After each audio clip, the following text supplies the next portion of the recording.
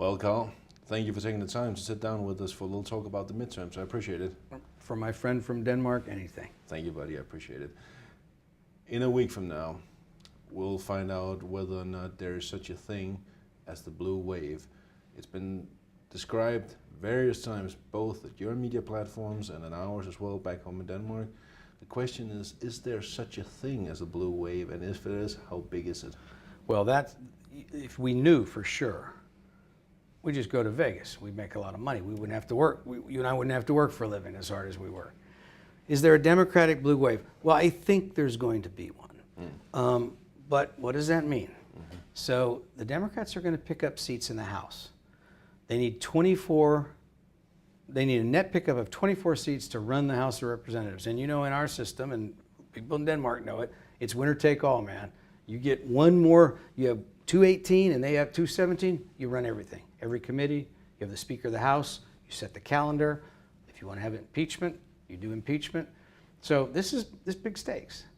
And look, there's reasons to believe, there are historical reasons, even if Donald Trump were more popular than he is and less divisive than he is, that you would have something of a blue wave. How big, I don't know. The president's party loses seats in the first year of a president's election. Why does this happen? A couple of reasons. One is the president usually has coattails and brings in some marginal candidates who people are there to vote for the president. While they're there, they vote for Joe Blow or Eric Ishmingle, and they don't even know who they are, but they've got the D or the R beside their name. Right. Those marginal people, they usually have trouble 2 years later. The second thing is that the American voter tends to have buyer's remorse. They don't, they vote for a president and then they 2 years later they say, well, did I really mean to do this? And they have a chance to maybe have a corrective. So a president is going to lose seats. Ronald Reagan, who every Republican who runs, wants to be the clone of Ronald Reagan. Ronald Reagan lost 26 seats when he ran in 1982. So even, it happens to the Reagans, it happens to Roosevelt, it happens to all of them. Well, it didn't quite happen that way to FDR, but we'll leave him out of it. He's once in a century.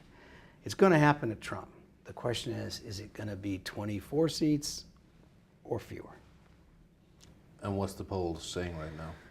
Well, there's a couple of polls. I'll give, first of all, Larry Sabato, you know him. Right. He's the crystal ball. He's at University of Virginia. He's a great old dude. And he says, last week, he had 19 seats that were already in the Democrats' pocket. He says already, out of 23. And he says, so that's 19. Then you need only 4 or 5 more, right? In all these contested seats, 30, 40. That makes you think it's a done deal already. Now, Real Clear Politics, we're a little more cautious. Right. So we've got it right now, 205 in the Democrats' camp, 200 in the Republicans' camp, which means there's 30 up for grabs. And that would mean that the Republicans need, but even there, you see, they only need to get, a dozen or slightly over a dozen of the 30, the Democrats. So, look, if you're a betting man, you have to think the Democrats are going to take the House. And you think this is the more likely scenario that they will, right? That's what I believe. I think it's going to be a wave. The question is, going to be a big wave or a small wave. And sometimes surfing is not the big sport in Denmark, I understand, but there are Danish surfers. I've seen them on the tour. Yep. If you're out there and the wave's coming, if it's a small wave, you ride it. If it's a large wave, you just abandon your board and duck under it. And that's what the Republicans are trying to decide right now. Which kind of wave is this going to be? Right. How big a game changer would it be to the dynamics here in D.C. if the Democrats is going to take back the House the way you see it? Well, I think it's huge. And a lot of even Democrats, establishment Democrats, don't quite see what's going on, in my opinion. If they win, the first decision they have to make is, do we keep Nancy Pelosi as our leader? Is she the speaker? She was the speaker before. She was the first female speaker of the House. Is she also going to be the second? Well, I think they're going to have trouble replacing her. I mean, what's the argument for it? She's kind of, it's been herding cats. She's kept them kind of on the reservation. She quells the tap of impeachment down. She endorses conservative Democrats. She's done what she could do. I think my guess would be they would keep Nancy Pelosi as the speaker for at least one more cycle. But then, how does Pelosi forestall impeachment? Because you'll have all these young firebrands. They've been running on it, man. Yeah. And the resistance, that's what they want. Now, who is the resistance? Well, we did a poll. Real Clear Politics did our first poll, as you know, Real Clear Public Opinion Research. We got a pollster from Harvard, John Della Volpe, and we did all these interesting things, not just, your views on issues, not just who you voted for, but we showed people pictures, like a picture of an American flag on a barn. Is this something good about America or not? The resistance, they're about 1/4 of the electorate. No. Showed a Marine. Is this good? No. A church? No. These people they're motivated, and they're further left than we've seen the Democratic Party in a generation, maybe 2 generations. So you've got a hard look, they're not hard left by European standards, but by our standards, pretty out there progressives. These people want Trump gone, and they've run on this. Pelosi's going to have a hard time forestalling impeachment. That's the House, Cal. What about the Senate? Right now, it's as close as it can be in terms of the numbers of mandates in the Senate right now, in terms of the GOP majority. Are they going to maintain this, or can it actually flip over? You see it? Well, the Senate, of course, is where, if the House impeached him, and like they impeached Bill Clinton, that's where it goes to the Senate for a trial. So suddenly we're really concerned about the Senate. Now, you need 2/3 of a vote in the Senate impeachment trial. So if you're 51-49 either way, that maybe doesn't matter so much. But it matters who the majority leader is. It matters. They set the calendar, set the parameters. Mitch McConnell really wants to be there as the firewall for Republicans. Will he? Until a month ago, my guess was that the Senate was also going to go Democratic. We were talking about a wave election. People don't think, what is a wave election? A wave election is a big wave. A true wave election is all of the close seats go to one party, and then a bunch of seats you didn't even know were in play go to that party too. Maybe we were looking at that. I'm not sure we are anymore. I doubt that we are, and I'll give you 2 reasons for that. The first is, it's just the map. You've got all of these Democratic senators, 24 of them, running in states that Trump carried. It's going to be hard for them. Senators like Heidi Heitkamp in North Dakota and Claire McCaskill in Missouri, you know the list. These are hard places to carry. And then the second, it was going to be tough anyway. I mean, I thought they were maybe looking 50-50, maybe with Mike Pence having to cast these deciding votes. Wouldn't that have been fun? Yeah. Thinking like a journalist, we always want the best story. Good drama. Yeah, but now I'm not so sure. I don't know that they'll pick up any seats. Maybe they could lose a couple. And the joker in the deck, the X factor, was the Brett Kavanaugh confirmation hearings. You had these 10 liberal Senate Democrats on the Senate Judiciary Committee, and all of them took turns beating up Kavanaugh on what struck independent voters as pretty thin evidence. We did a poll. There was one poll. We didn't do it. There was a poll done in West Virginia. Joe Manchin, sort of the last truly moderate person, maybe in American politics for all I know. Does Manchin win in West Virginia? Democrat in a state that's become reliably Republican, and went for Trump by 40 points. Does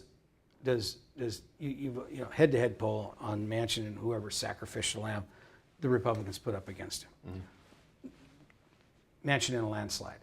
Then the pollster re-asked the question, what if he voted against the confirmation of Brett Kavanaugh? Then it's suddenly neck and neck, competitive race. Now, West Virginia voters never heard of Brett Kavanaugh before this started. But what they saw that is thwarting President Trump, thwarting a conservative agenda, doing what New York and Hollywood liberals wanted you to do. Manchin didn't end up doing it. So I think he's going to be fine. But some of these other senators, they had a tougher, McCaskill, and they had the feminists on their left, they had these people on their right. They were sort of damaged whatever they did.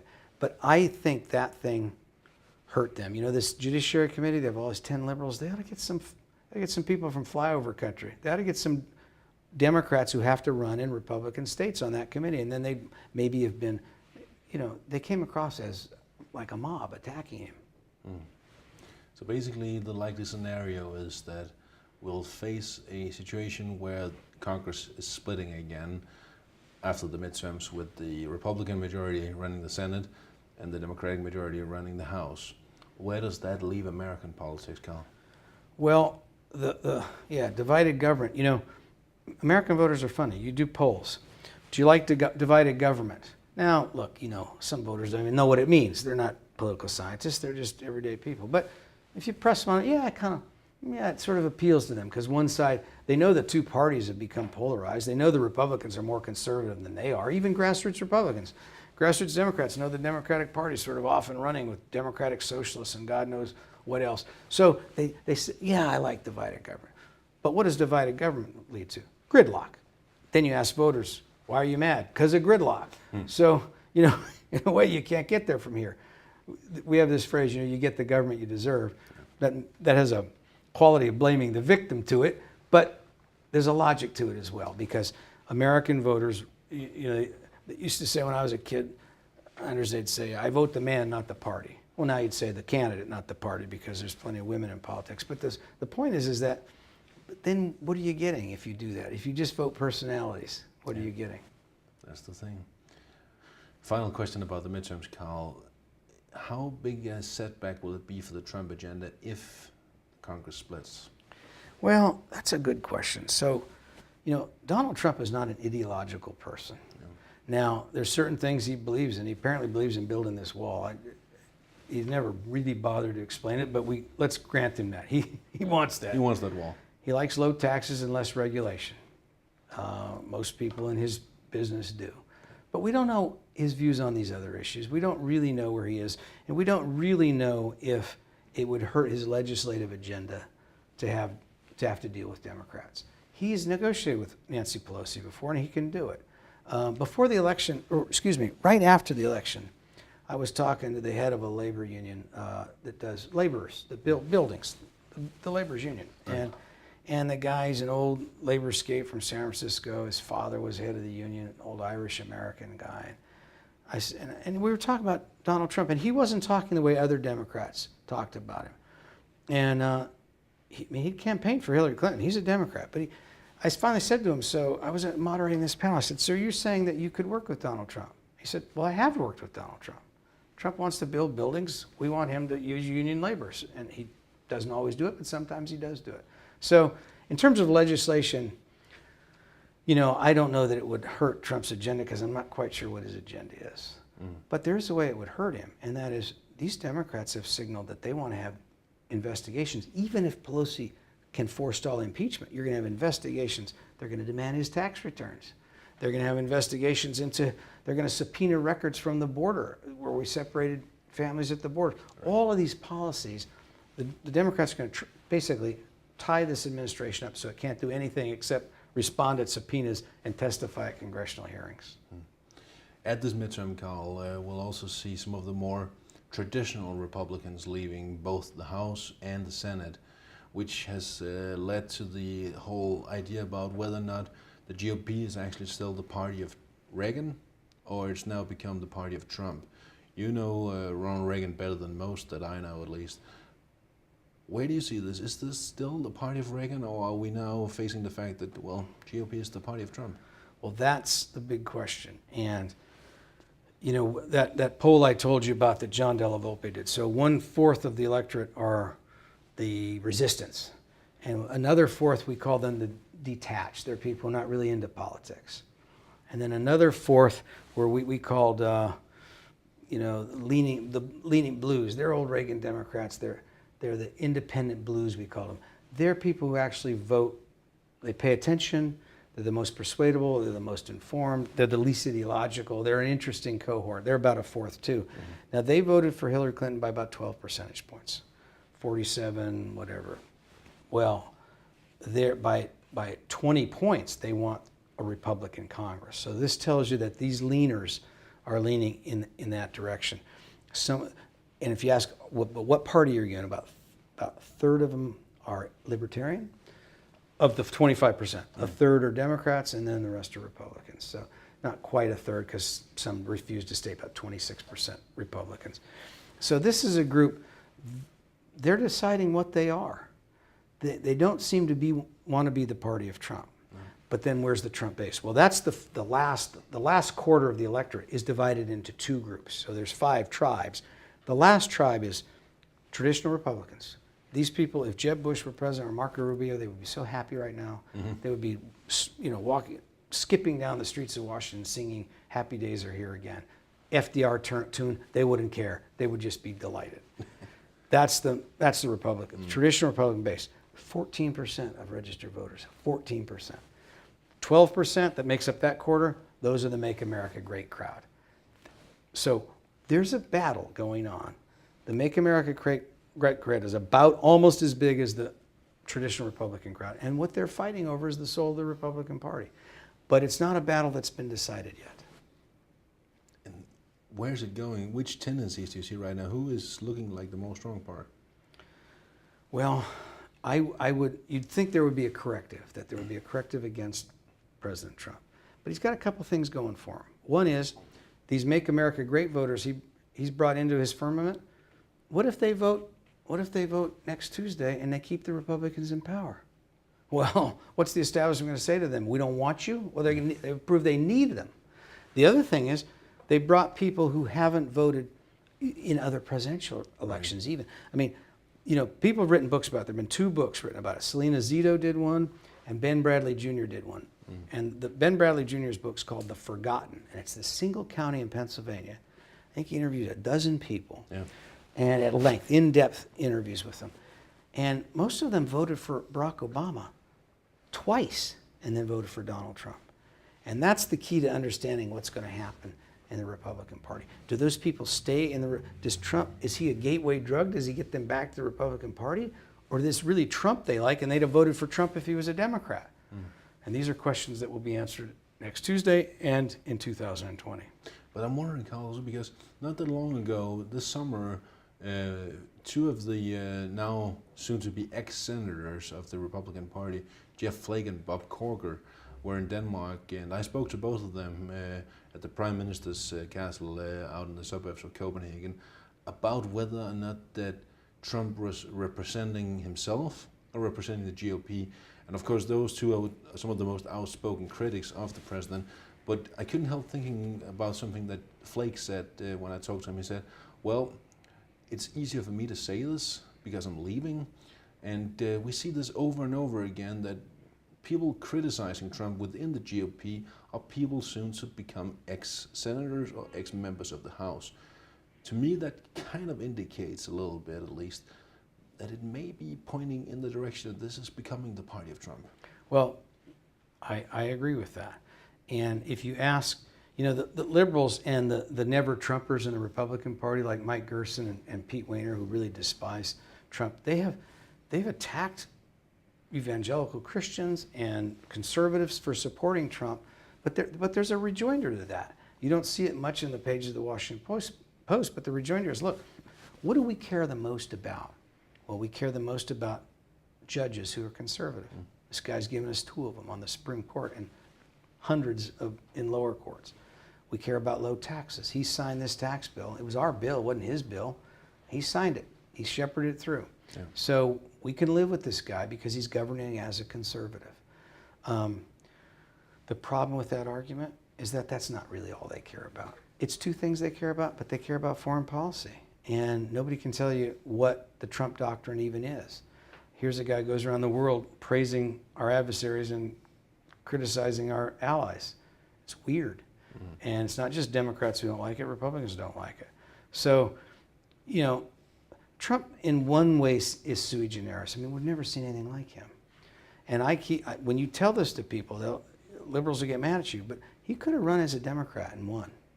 Now, he'd have had a different set of issues to demagogue on. He wouldn't have talked about the wall. He'd have talked about something else. But he doesn't care about issues the way these policy wonks do. He ignited Trump's real appeal is that what he was really saying is that politics is broken. You've got this duopoly, and they're in it for themselves. They're not in it for you, the little guy, the working guy. It's a classic populist pitch.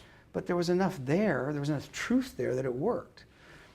Now he's had to govern as a Republican, and it's making these Republicans crazy because he does all these things. He attacks people on Twitter. He does all these unpresidential things, which is also, I mean, it's almost a metaphysical question. If a president does something, is it by definition presidential? How can you say it's unpresidential? He's the president. But we've never had a president, the way he insults people and the way the ad hoc nature of foreign policy, it's worrisome to establishment Republicans. But what's their choice? Now, they got a couple choices. One is, what if he is impeached? Nobody nobody thinks this way, but you'd need 18 or 20 senators, Republican senators, to vote for it. All the Democrats would. Yeah. Then you get Mike Pence. Maybe that's better. Now, that seems unlikely. If you can't even get these guys to criticize Trump publicly till they're retiring, how are you going to get 18 of them to stand up and vote against him? That's unlikely. Unlikely. The other thing is somebody could run against him. Yeah. Now, you mentioned Ronald Reagan. Reagan ran against Ford in 1976. Ford was the president. And incumbent Republican president, he was a longtime conservative on Capitol Hill. I mean, there was no reason Republicans shouldn't have liked him, except that the grassroots the conservative movement had their hero. They had their Sir Galahad, and it was Ronald Wilson Reagan. By God, they didn't want to wait till 1980. And he almost got the nomination. Now, could you do that again? Sure you could. Who's the guy? Yeah, who is the guy, Carl? Well, Mitt Romney wants to do it. I don't know if he will. John McCain, God rest his soul, he's not able to anymore. Flake, maybe, but where's his constituency? Yeah. Ben Sasse? I mean, some of these people, just to say their names, you realize how ridiculous. Ronald Reagan was a household name in this country in 1976. Thing, yeah. And so it's very difficult. All of these guys who ran against Trump in 2016, every one of them, the 15 that he beat, all of them thought, if I can get this guy one-on-one, I can beat him. Now, there's no evidence it was true, but they all thought it was true. Yeah. But they never got him one-on-one. And I think, you wonder if Mitt Romney thinks, I can take this guy. And that would be a hell of a story to cover. That would be, and then the stuff you and I are talking about theoretically, then you'd have a test case. Where is the Republican Party? We would find out if you had a challenge to him from an establishment Republican. But don't you think Mitt Romney has disqualified himself by all of a sudden sucking up to him, saying, hey, I'll be your Secretary of State. Please let me eat dinner with you while it's being photographed in Trump Tower just after the election was done in 2016? Yeah, I don't think that, and I'll tell you why. It's the same reason these people say Jim Mattis should retire. Jim Mattis shouldn't retire. Neither should John Kelly. Suppose you're Jim Mattis, you're Secretary of Defense, and you think about Donald Trump what the worst Trump hater in Washington thinks, the worst liberal Democrat, the worst never Trump Republican. You think he's unstable, irrational, dishonest, immature, maybe a touch of dementia, and possibly a Russian asset. Now, I don't believe all those things, but let's say you did, and you're Mattis. Well, then it's more incumbent on you to stay, not less, because you're the bulwark. You can help, because he's going to be the president. He's not just going to disappear magically. And so I think when Romney gets asked that, he'll get asked that. Yeah. If he announces it. It'll be the first question. Certainly. Hey, you kissed this guy's ass when he was running after you called each other names, but then suddenly you're making nice with him. What was that about? What Romney says at that point is, I put my country above my feelings. I thought if we had a somber, stable person as Secretary of State, it would help the United States of America.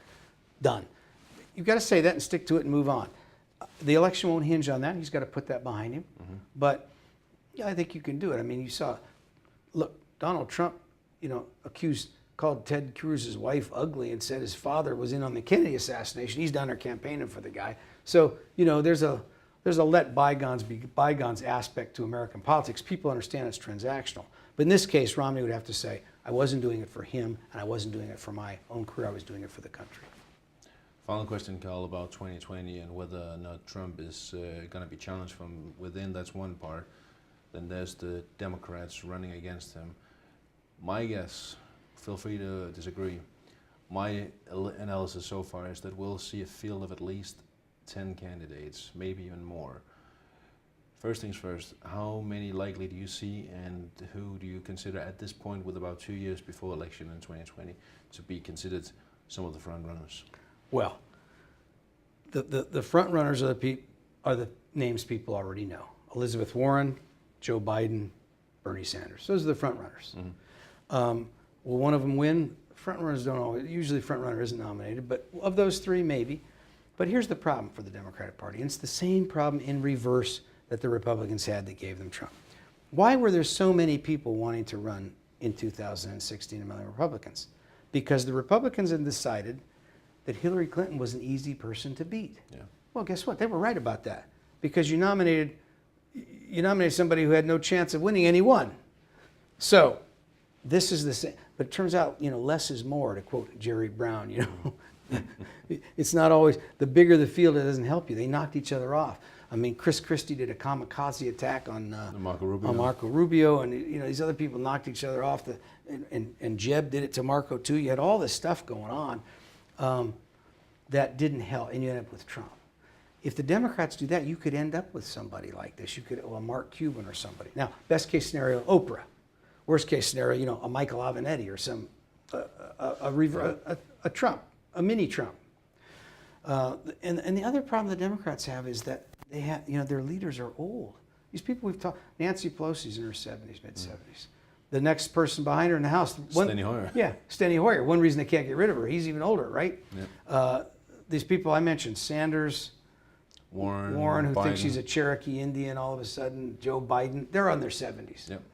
And then, okay, well, there's some young blood. Yeah, it's this woman we nominated to be in the House from New York, and she doesn't know how laws are made. Right, the Democratic Socialist. So it's like there's no middle class or something.